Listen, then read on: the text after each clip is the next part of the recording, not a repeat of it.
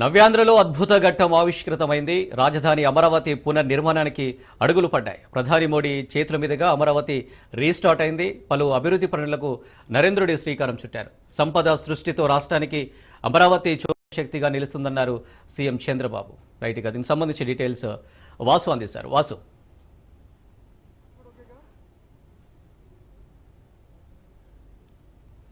కళ సాకారమైంది. అదే 10 సంవత్సరాల క్రితం అమరావతిలో ప్రారంభమైన అమరావతి ప్రారంభోత్సవం మరలా తిరిగి ఈ రోజున కూడా ప్రారంభమైంది. నరేంద్ర మోడీ స్వయంగా విచ్చేసి 49,000 కోట్ల ప్రాజెక్టుల అభివృద్ధి పనులకు శంకుస్థాపన చేశారు. కొద్దిసేపటి క్రితం ఈ సందర్భంగానే పలు అభివృద్ధి పనులకు చేసినట్లు, దీని ప్రధానంగానే రైల్ మరియు రోడ్డు సౌకర్యాల కోసం అభివృద్ధి కల్పనలోనే ఎప్పుడూ భారత్ ముందుంటుందని అన్నారు.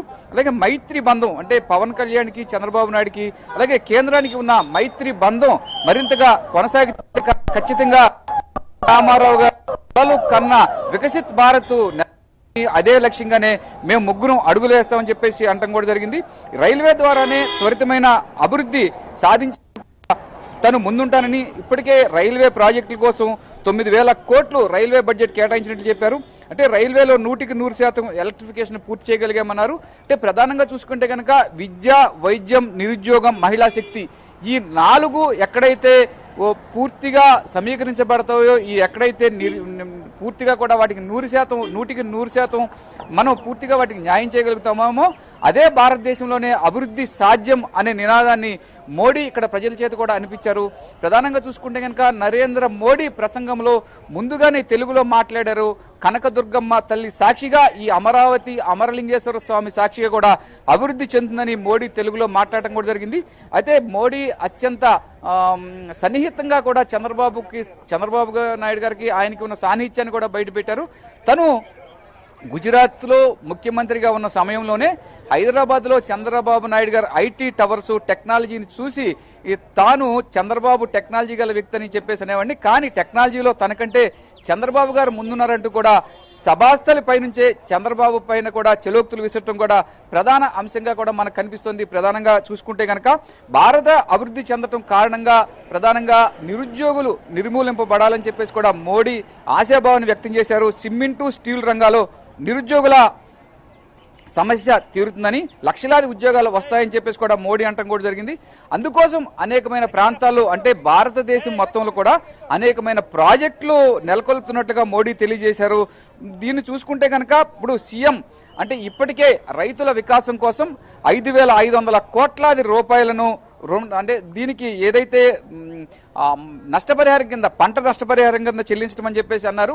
ఇక్కడ మనకి ఏపీలో ప్రధానమైన అంటే నీటి వనరులు కల ప్రధానం కనుక దీనికి ఎప్పటి నుంచో రైతులు ప్రజలు ఎదురు చూస్తున్న పోలవరం ప్రాజెక్టుకి తాను కృతనిశ్చయుడని, ఖచ్చితంగా పోలవరం ప్రాజెక్టుని అభివృద్ధి చెందేందుకు సహకరిస్తానని కట్టుబడి ఉంటానని అన్నారు. అలాగే మనకి అంటే ప్రధానంగా యువత ఎక్కువగా అంతరిక్ష వ్యోమోగాములుగాను అంటే అంతరిక్షంలోకి వెళ్లేందుకు ఎక్కువ ఆసక్తి చూపిస్తున్నారని యువత.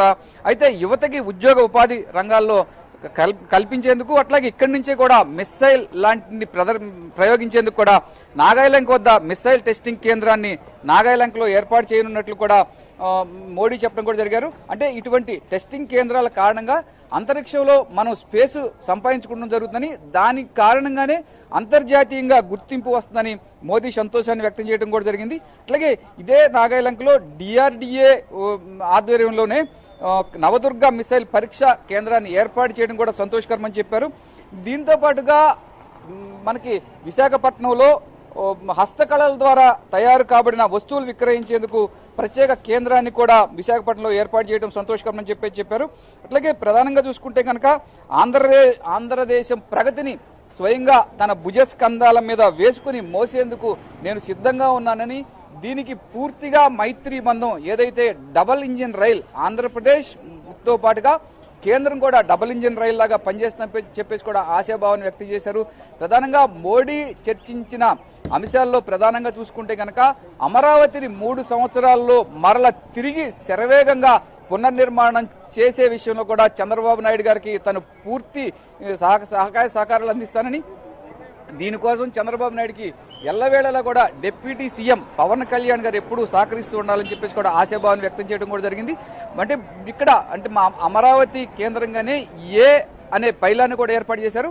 ఈ పైలాన్లో ప్రస్తుతం మనకు ఉన్న ఎన్ని ప్రాజెక్టులు వస్తున్నాయి, ఏటేటి ద్వారా కూడా ఈ ప్రాజెక్టులన్నింటినీ కూడా మనం అమలుపరచాలన్నదే ప్రధానంగా నరేంద్ర మోడీ పైలాన్ని ప్రారంభించారు. ఇక్కడి నుంచే స్టేజ్ పై నుంచి కూడా 49,000 కోట్ల రూపాయల ప్రాజెక్టుల పనులకు విర్చువల్ విధానం ద్వారా కూడా నరేంద్ర మోడీ ప్రారంభించడం కూడా జరిగింది. అట్లాగే ఏదైతే భారతదేశము ఒక సాంస్కృతిక రాజధాని, సాంస్కృతిక పరంగా ఎదగాలంటే కూడా రోడ్డు సౌకర్యాలు సరిగ్గా ఉండాలని, అట్లే రైతాంగం కూడా వారు పండించిన పంటలను త్వరితగతిన మార్కెట్కు తీసుకువెళ్లేందుకు కూడా రహదారులన్నింటినీ కూడా అంటే జిల్లాల మధ్యన రహదారులన్నింటికి అనుసంధానం చేస్తున్నట్టు చెప్పారు.